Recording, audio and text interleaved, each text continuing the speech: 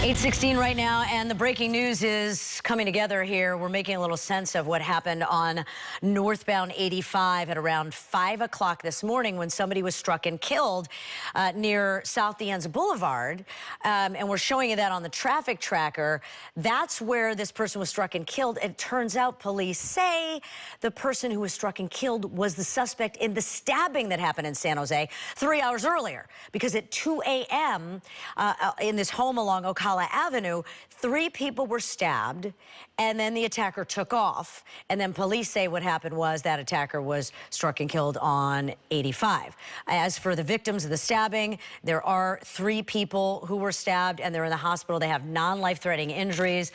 All of this has been, causing problems as far as hot spots, and that's something that John has been following this morning in traffic, as well as taking a look at the weather in a little bit. But what's going on the roads right now? Yeah, Daria, I've been following the CHP logs on what exactly happened here, and it does look like the vehicle of the suspect was found at Blue Hill and Weyburn, really near the spot on 85 where the suspect did get hit. Wait, so John, what you're describing then is as if a person attacked those people in the homes, got away in a car, that's what it then jumped out of the car and was hit on the highway. So yeah, on the updated logs here, you can see the CHP status reports as they found out more information through the morning. And that's what it looks like. There was a vehicle nearby 85 here. One of the updates said pedestrian trying to get hit. So the pedestrian was on northbound 85, did indeed get hit, resulted in the fatality of that suspect, and then did result in, unfortunately, that backup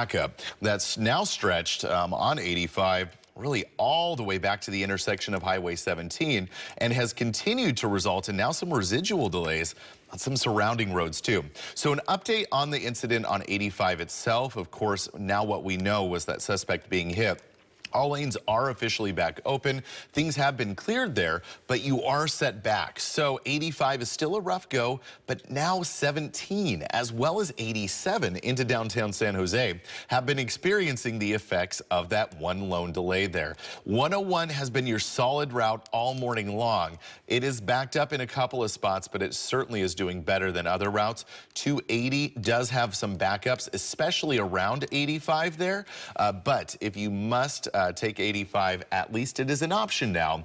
Of course, we are still looking at those delays. It was nearly an hour from San Jose to Mountain View on 85. Now it's down to 26 minutes. So things have improved a lot. The Bay Bridge, fog lifting, that is definitely a nice thing. And also that backup is lifted too. San Mateo Bridge around 13 minutes and a little bit of fog there. Richmond Santa Fe around 12 minutes to make it across. Backup still there at the toll plaza, while the Golden Gate Bridge free of any fog and looking absolutely beautiful. Was foggy there earlier this morning, but not so much anymore. San Jose just seems to be the place that's having the toughest time this morning, whether it's that backup that you're seeing on 85 or it's just the fog in general. This view typically shows you a bit of downtown San Jose. You can't see any of it. So fog's certainly complicating all those backups that we're already seeing in the South Bay. Just make sure to take it slower down there.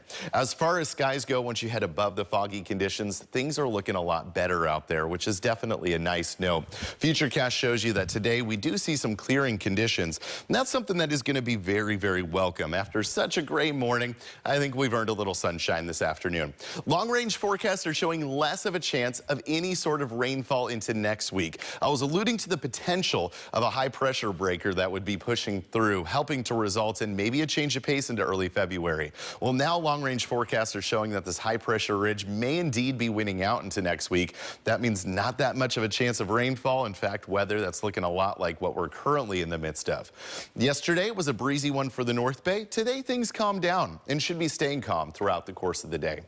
Today's daytime highs will eventually be back up into the 60s. For the South Bay, a little warmer than yesterday. San Jose up to 67 degrees today. One of the warmest days we've had there in a while. Oakland, San Francisco, Hayward, low to mid 60s. A look ahead at our next 7 days shows temperatures that will remain solidly in the 60s now all the way into early February, which is in sight next Tuesday. A few clouds here and there, but skies remaining dry.